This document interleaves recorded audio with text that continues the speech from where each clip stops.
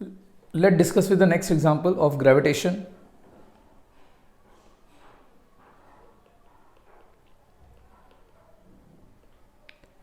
अभी ग्रेविटेशन का हम फिफ्थ एग्जाम्पल डिस्कस कर रहे हैं.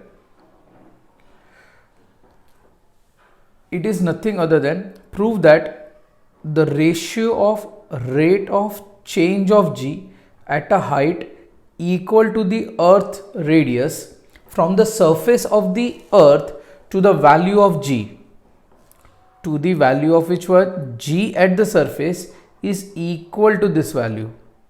अभी बाई चांस ये एग्जाम्पल कॉम्पिटिटिव एग्जामिनेशन में पूछेंगे तो ये वैल्यू ऑप्शन में देंगे -1/4re, -1/re and so on.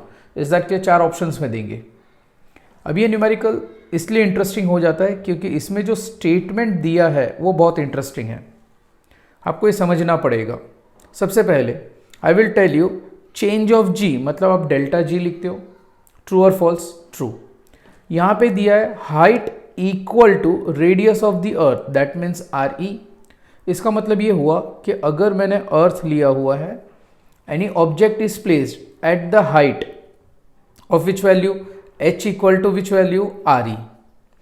Okay, और उन्होंने पूछा है आपको from the surface of the earth to the value of which one g at the surface is equal to this much value. But sorry, this much value मतलब delta g by g. तो पहले दिमाग में हमारा ये आता है कि सर ये डेल्टा g बाई जी पूछा है, तो I will tell you answer is no. क्यों? क्योंकि उसके आगे अगर आप देखोगे the word has been mentioned as rate of change. अभी रेट ऑफ चेंज का मतलब क्या होता है? तो since g is equal to which value gme by R square, that means g constant, me constant and r is constant. Sure? तो answer is no. r is not constant. यहाँ पे r का और g का value क्या करेगा? Value vary करेगा. Is that clear? मतलब g depend on r. That means if g और r का रिलेशन बताऊं, इफ r इंक्रीज होगा तो g की वैल्यू क्या होगी? Decrease. If r value decreases then g value increases. Understood और नॉट? सो सबसे पहले रेट के बारे में अगर हम डिस्कस किया जाए तो हम ये कहते हैं यहाँ पे कि it can be written as delta g by delta r. Is that applying limit delta tends to 0. मतलब इन शॉर्ट मैं इसको इस तरह लिख सकता हूं d by D R of which value g.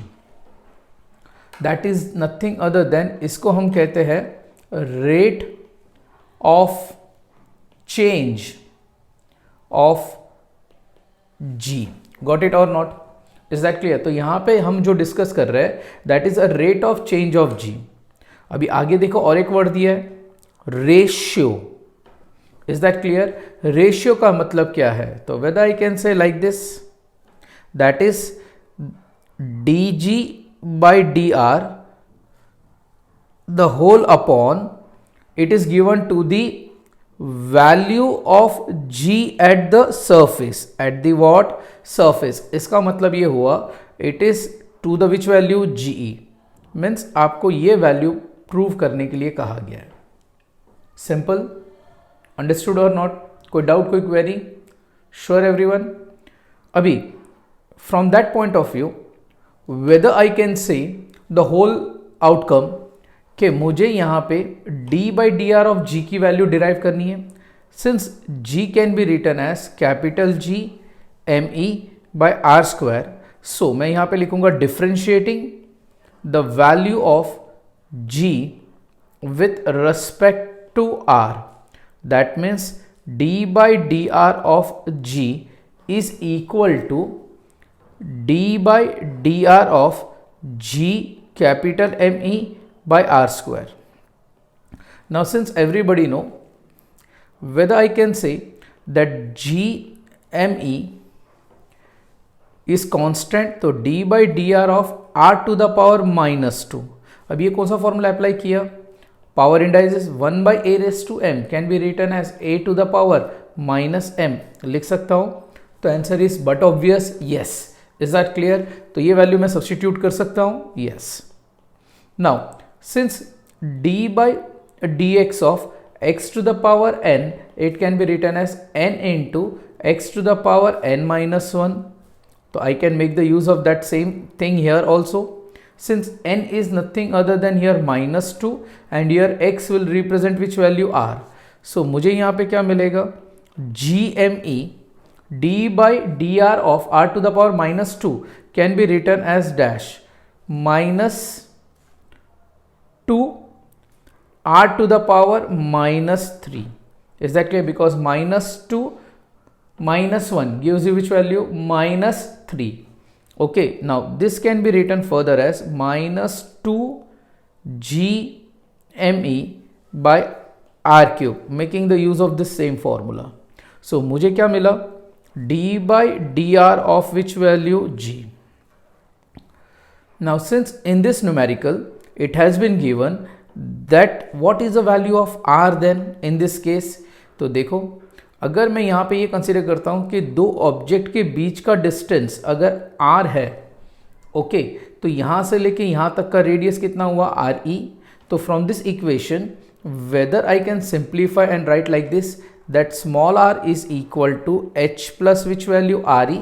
Now since h is nothing other than which value, re. So therefore r is nothing other than re plus re. So ultimately from that point of view, whether I can say r is equal to twice of which value, re. Got it everyone? कोई doubt? Sure. Substituting this value in the above equation, तो मुझे मिलेगा d by dr of g of which value, till twice of re. So it can be written as -2 GME by twice of re the whole cube.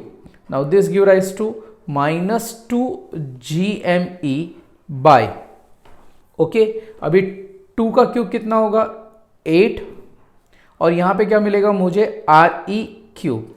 Now whether I can write like this 2 1s are 2, this will be 2 4s are. So ultimately the final outcome of the result will be -1 by 4 GME by which value, re cube. Now since they have asked me the ratio, so whether I can say d by dr of g of which value, twice of re to the ratio of GE, that means -1 by 4 GME by RE cube, the whole upon, what can I say, GE value. So whether I can say GME by which value, RE square. Hope so यहाँ तक आपको ये पूरी value समझ में आई होगी. Clear और not? Okay, अभी यहाँ से जो कॉमन है उसको कैंसिल करो, GME विल गेट कैंसिल, यहाँ से RE स्क्वायर और यहाँ से RE स्क्वायर कैंसिल हुआ तो इसमें R मिलेगा. तो the final outcome of the result in this condition will be d by dr of g bracket close of 2re by the ratio of GE is equal to -1 by 4 और यहाँ पे क्या मिलेगा, RE. Is that clear or not? Hope so. Whether we have proved this thing, तो answer is but obvious. Yes. So ये आपका important point है. This will be helpful you in your competitive examination also. Is that clear or not? ये numerical में interesting point ये था कि आपको जब ये स्टेटमेंट पढ़ना है तो ये स्टेटमेंट का मीनिंग समझ में आना चाहिए. Ratio of the rate of change of g, is that clear, to the value of g at the surface, that means it is nothing other than this value. Hope so everybody might have understood this numerical. So please go once or twice so that you can easily solve this thing. Understood or not? Okay.